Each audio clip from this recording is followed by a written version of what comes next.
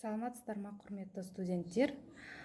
Мен Шымкент көлік колледжінің арнайы пәндер оқытушысымын. Аты жөнім Баратова Мөлдір Жұмағұл қызы. Бүгінгі пәніміздің аты техникалық пайдалану және қозғалыс қауіпсіздігі.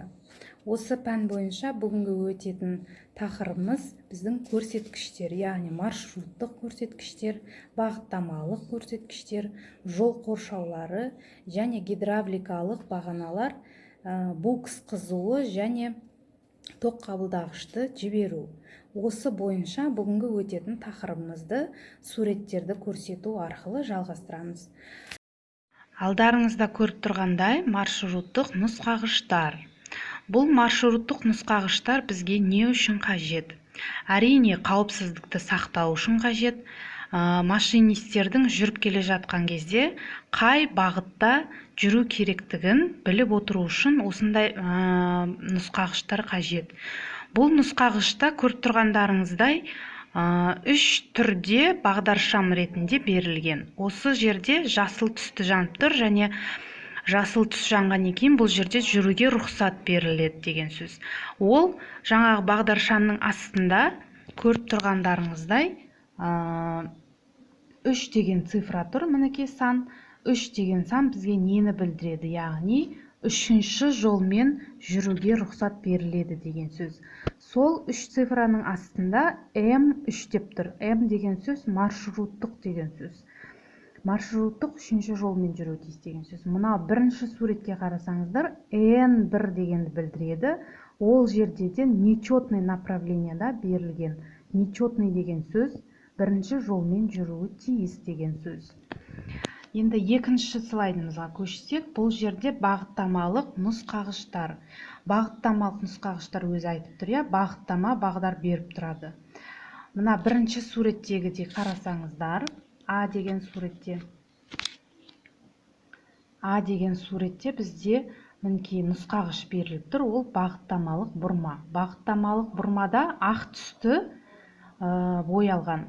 боялған, бұл жерде яғни жолда тура жүру керек деген сөз. Екінші мына астындағы суретте де солай берілген, түзу жүру керек деген сөз. Ал мына жерде Б суретіне қарасаңыздар, бұл жерде солға немесе оңға бұрмалы жаңағы жолдар болады. Осы жерде егерде оңға солға жүру керек болса, бұл бағдаршамдарда бағдаршам ретінде мына жерде сары түсті болып беріледі. Яғни мына жердегі бағыттамалық бұрманың нұсқағышы мына жерде солға қарай беріліп тұр. Сол значит солға қарай жүру керек деген сөз. Кей кездерде бізде бағыттамалық бұрманың орнына мынандай бағаналар ретінде беріледі. Бағаналар дегеніміз мына столбиктер, осы столбиктерде көріп тұрғандарыңыздай мінекей ақ сары түсте берілген. Ақ түсте, яғни сол жақ бетте болсын, оң жақ бетте болсын тура жүру керек деген сөз. Ал сарыда берілген бағаналарда көріп тұрғандарыңыздай оң жақ бетте және сол жақ бетте берілген. Яғни оң жаққа қарай немесе сол жаққа қарай жүруі тиіс деген сөзді білдіреді. Егерде жаңағыдай нұсқағыштар болмаған жағдайда, мінекей мына екінші суретке қарасаңыздар, мынандай бағыт түрінде берілген, яғни стрелка түрінде берілген. Осы стрелкаға қарап машинист өзінің бағдарын ала беріп жүре береді.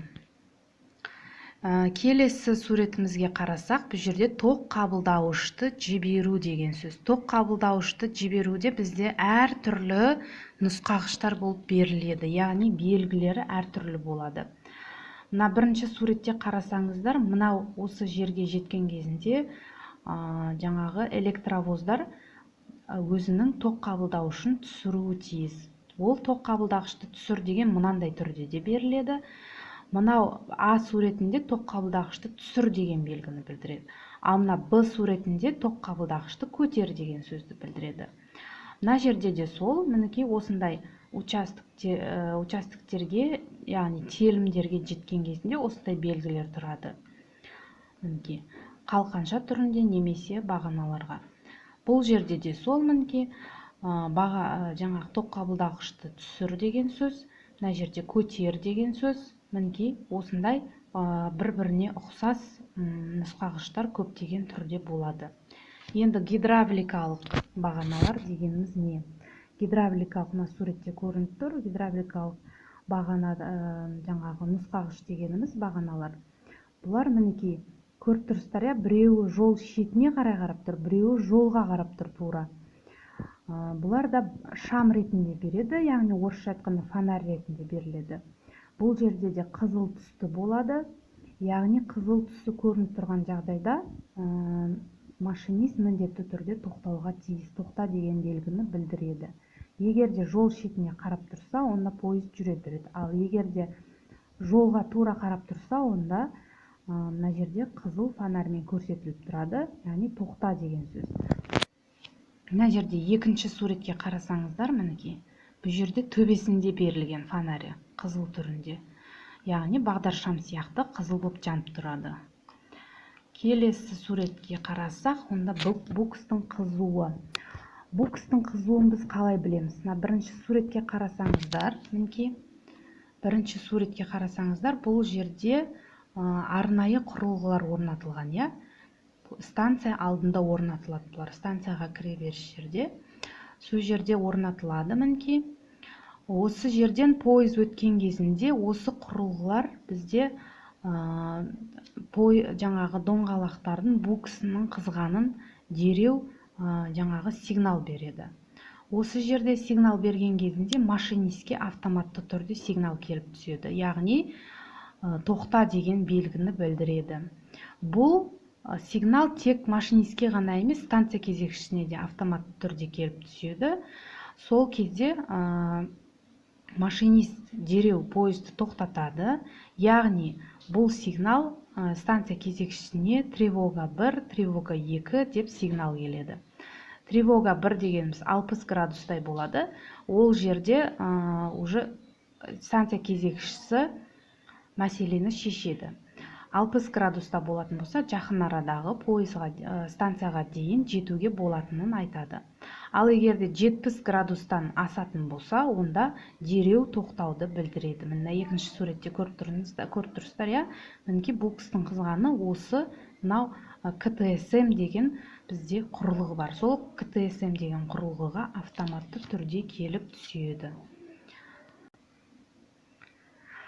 Енді бұл жерде машинистің әрекеті осындай кезде букстың қызғаны белгіленетін болса, онда внимание, внимание деп, я машинист поезда номера такого, фамилия, остановился на таком-то километре деп радио байланыспен бірге хабарын береді. Сол кезде міндетті түрде станция кезекшілері уже әрекет жасайды. Служебное торможение дейді бұндайды, енді қызметтік тоқтау дегенді білдіреді.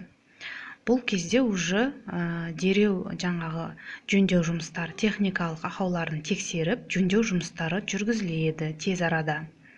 Сол жөндеу жұмыстары жүргізіліп болғаннан кейін уже станция кезекшісінің рұқсатымен поезд және жылжымалы құрам ары қарай жүруге рұқсатын алады. Бүгінгі көрсетілген белгілер, нұсқағыштар сіздерге болашақ жұмыстарыңызда өте қажет болады деп ойлаймын. Әрбір темір жолшы, әрбір машинист, яғни бүгінгі өтілген мына суреттерде көрсетілгендей, әрбір нұсқағышты, бағдаршамдарды, белгілерді, сигналдардың түрлерін барлығын білуі тиіс деп ойлаймын. Онсыз ешқандай жұмыс жасай алмайсыздар. Сол үшін бүгінгі көрсетілген сурет болсын, белгілер болсын, солардың барлығын жақсылап меңгеріп алуларыңызға тиіс. Енді бұлардың барлығы бізге не үшін қажет? Осы нұсқағыштар, белгілер бізге әрине біздің темір жолда жүрген жұмысшылардың барлығының қауіпсіздігі үшін қажет.